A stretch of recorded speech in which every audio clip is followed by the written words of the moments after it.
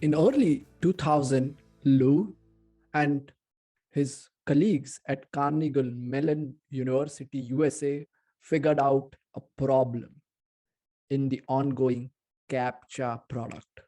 CAPTCHA, as you might know, is being used to make sure that only humans are allowed to enter a website.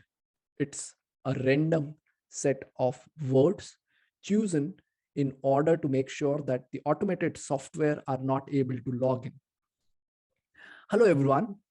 In today's video, I'm going to talk about 8 principles that you as a product manager, product owner, or somebody who's trying to build software products or any product can use. At the beginning of this year, I read a book from Morgan Housel, The Psychology of Money. And I found, based on my personal experience, there is a striking similarity between the various principles laid out in this book and what we can apply in product management. So coming back to our story of CAPTCHA, they figured out that there was a problem because more than 200 million people are using CAPTCHA every year at that time and spending 10 seconds of their time, and that amounted to 500,000 hours of human effort wasted just to enter random set of words. So they came up with an idea of reCAPTCHA that include that now not only one set of words will be given, but 2 sets of words will be given. One set of word the computer already know, and the other set of word the computer is not able to recognize while scanning a book, because it can happen that when a book is being scanned, the characters are not recognized by the computer. So now it has incorporated into reCAPTCHA, and as a user, I need to figure out what is the right word. And based on the polling, they could digitalize close to 2 million books every year. Until 2012, 750 million people have helped in digitalizing books. I'm sure some of you might also be involved in this without even knowing. Now, if you look at the story of Lou and reCAPTCHA, you will realize that it is not one of the best technology that they have used, but they have used human behavior. So it's important to understand that product management is a soft science. That's principle number 1. Product management is a soft science. You need a medical degree to become a surgeon, but you don't need an MBA degree to become a product owner or a product manager. Physics is governed by laws, product management by human behavior. So it's important to understand your user behavior, your people, the people who are going to use your product. And once you understand that, it's important to know yourself, to know your limits. And that's principle number 2. In early 1900, there was a race to be the first men on South Pole, and every nation want to show their dominance to the world. 2 teams came up. The first team was the British team, and the second team was Norwegian team. It was 1911. The British team was led by Robert Scott, and the Norwegian team by Ronald Emilsen. Both teams started at the same time from different locations. The British team lead decided that we should walk as far as possible in a good weather. So when the weather was good, we should walk 40, 50 miles. And on a bad weather day, we will see how much we can walk. So the British team started. On a good weather day, they pushed and pushed, finally getting exhausted. And when the weather was bad, they couldn't move more than few miles. On the other side, the Norwegian team lead said, we will walk only 15 miles a day, irrespective of the weather condition. So when the weather is good, we will walk 15 miles and stop. We will restrain ourselves. And that means on a bad weather day, we have to restore our energy and push ourselves with the same pace. When the Norwegian team were 45 miles away from the final destination, I will give you this question. What would you have done? Write that in the comment section below. Would you complete the 45 miles in a daytime, or you will continue to do that in 3 days? Because they have no idea where the British team was, because there were no communication channel 100 years back. My personal take initially was I would finish in 1 day given the weather conditions were really good. Instead, the Norwegian lead said, no, we should work as per plan. We should walk 15 miles a day, and they finished it 3 days after. Later on, it was realized that British team came to the final destination 30 days after the Norwegian team. And not only that, the unfortunate part was the entire British team died while returning back, and the Norwegian team reached home safely. My personal experience, I was part of a team building a tool for an automobile giant, Daimler, and we were given a strict timeline. Initially, the team was motivated, but soon we realized that there are cracks coming in. So the team members were getting sick. We have lack of motivation within the team. And in a quarter's time, the stable team started to disintegrate. We have also seen at that time resignation, a series of resignation. In the old story of reaching the South Pole or my personal story, the important thing to remember is know what is enough for you.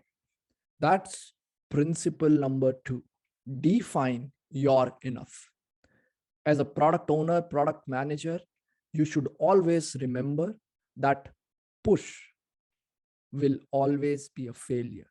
Pace will always win, as we have seen 100 years ago in the story of Norwegian versus British team. In my personal experience as well, when we push a team, the progress get hampered in long run. So define your enough. How much you want to take in a sprint, how much you want to take in a program increment.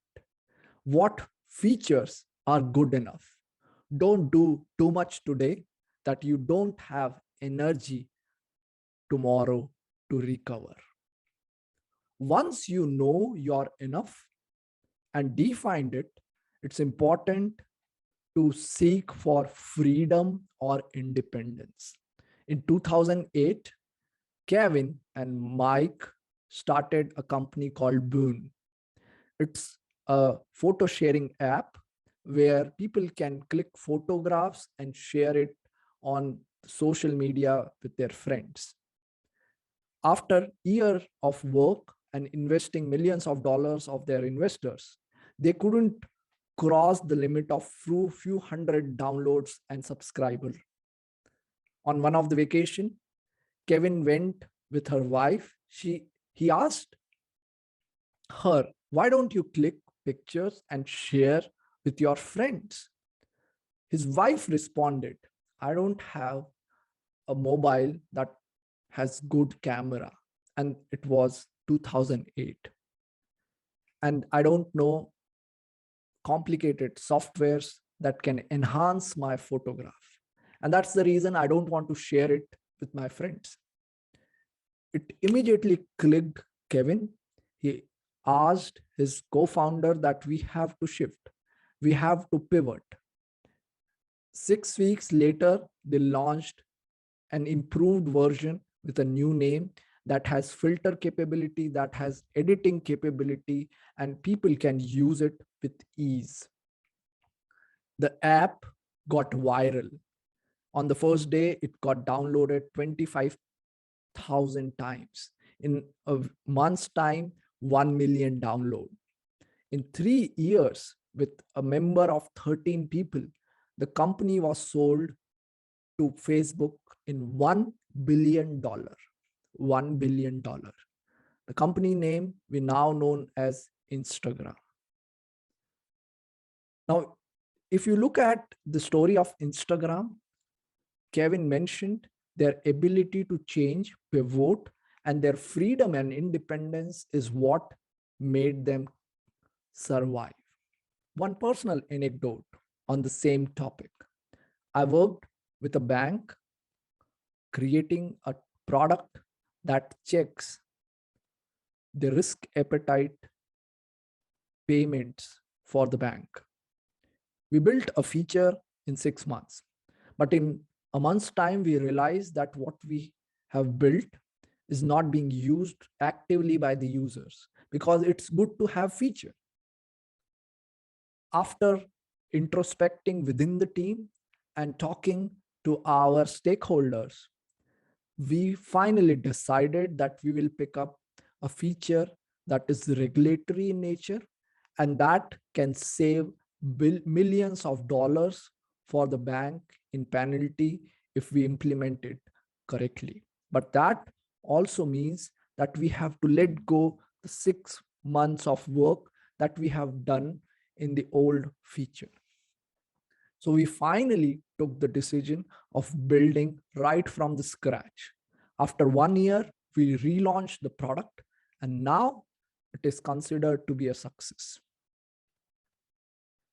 Freedom or independence is one of the key elements in product development.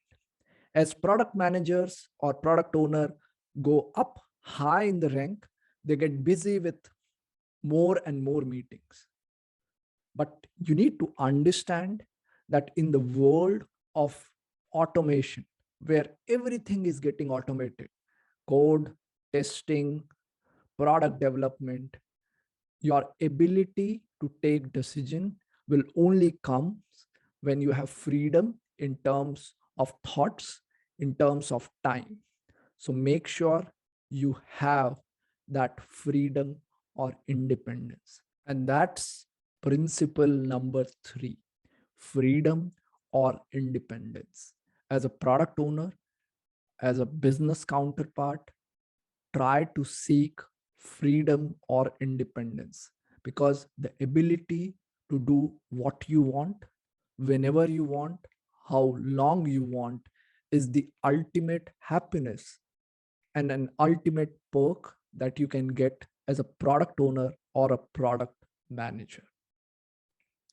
Freedom or independence will not survive if you don't last long. And that can only work when you apply principle 4. Principle 4 is compounding. In early 2006, Daniel Ek and Martin decided that there was an ongoing privacy issue in music industry, so they need to build an app or a product. After 2 years of research and work, they launched a product with a weird name that combines place and identification.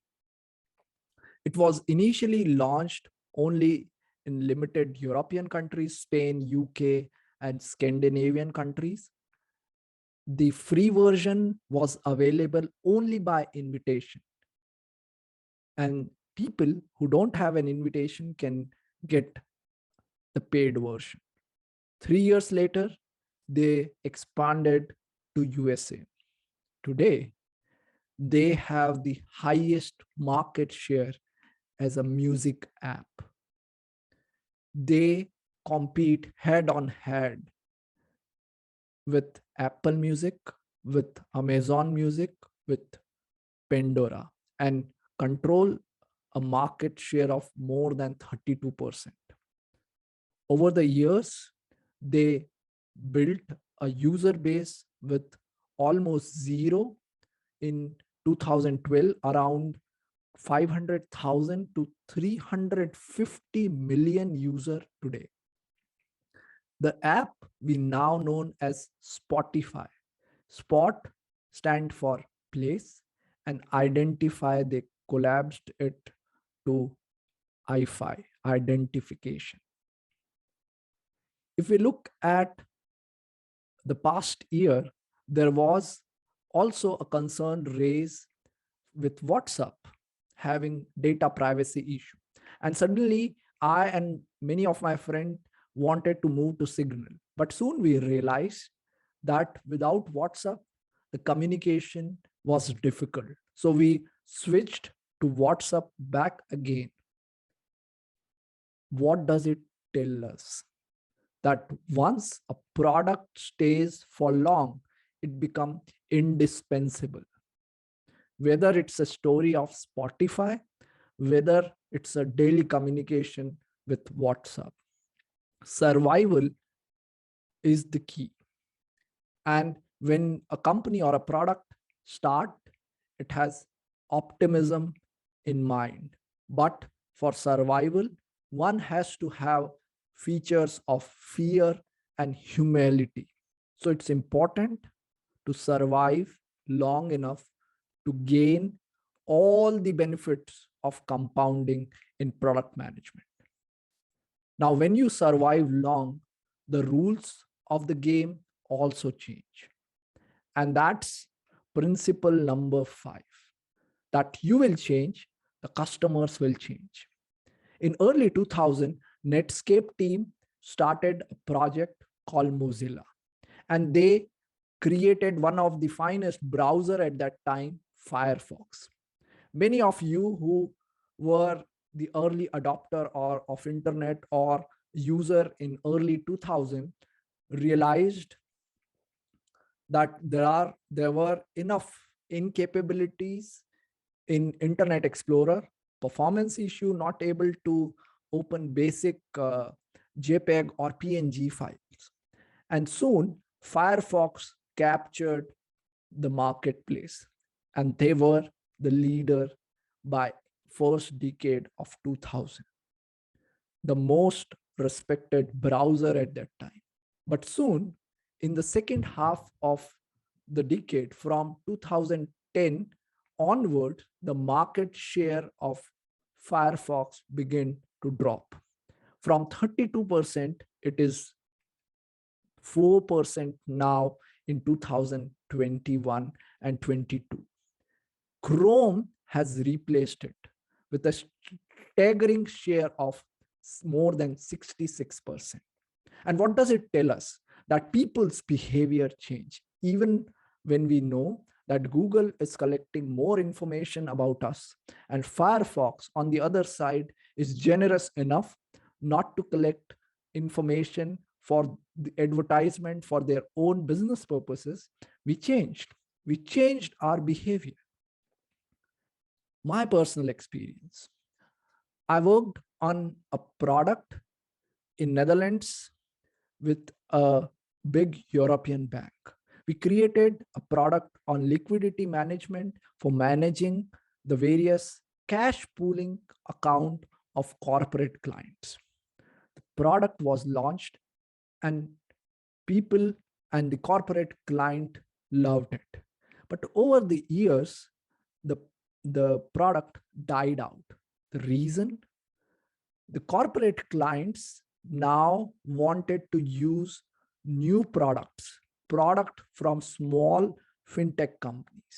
So as a product owner, product manager, somebody who is building products, remember, you will change, people around you will change. So it's important to keep experimenting small features to understand the market change, the market behavior. When things change, surprises are inevitable. In February 2022, Russia announced war against Ukraine. Few days later, the Western world declared that there should be sanctions on all the transactions going in and out from Russia. The announcements were simple. What was trickier was how to implement it in an IT system, because very few people have clear understanding what need to be stopped and what need to be allowed. I've worked closely with one of the team that was handling sanctions. And at that time, I realized that all the planning the team leads, the product owner, product manager did for the next 3 months, 6 months are now out of the window, which means they have to first take these sanctions on priority and move the rest of it out. So it's important to keep an eye open on these surprises.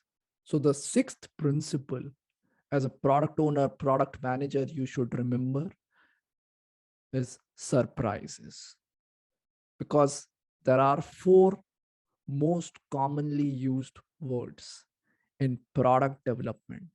It's different this time.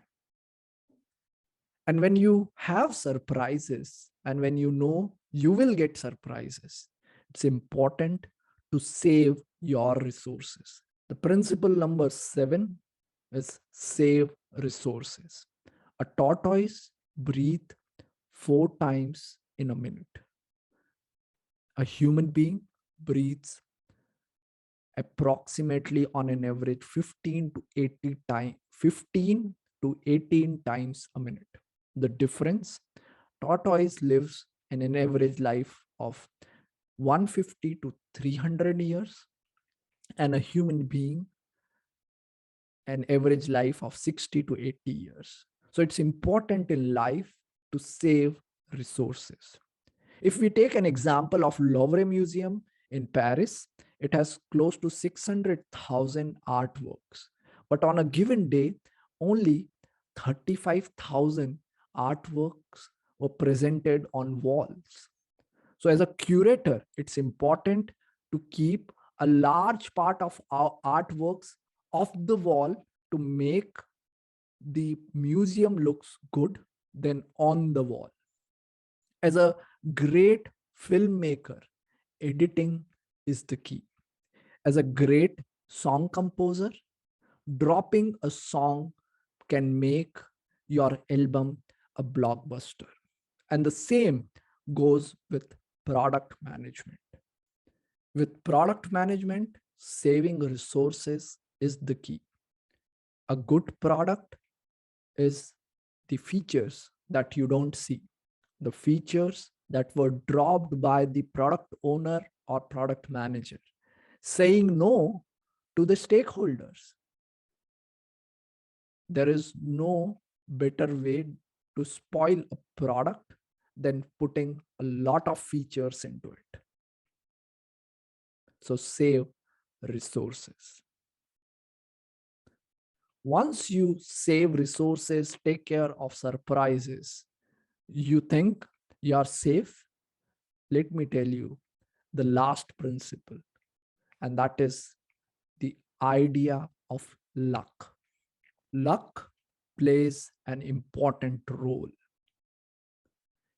In late 90s, two Stanford graduates went to Yahoo to sell their product. Their offering price was 1 million US dollar. Yahoo board said, it's way too much. We are not willing to buy your product. 6 years down the line, their company and product worth 10 times more than entire Yahoo. The two Stanford graduates were Sergey Brin and Larry Page. Their company, now known as Alphabet, and the product they built was the search engine named Google that has transformed all our lives. Daniel Kahneman, in his book Thinking Slow and Fast, mentioned this example and state that despite Google having best technology, despite they have the best team, they wouldn't have survived if Yahoo would have purchased it in $1 million. Taking back to my personal story, I worked on a logbook application with one of the leading US bank that transformed the check payments into digitalized form. As a lot of small and medium enterprise using check payments, it was a huge operational cost for the bank. We launched the product in 2007. It was great launch. The bank further wanted it to be integrated with their core banking application. 1 year later, the product died.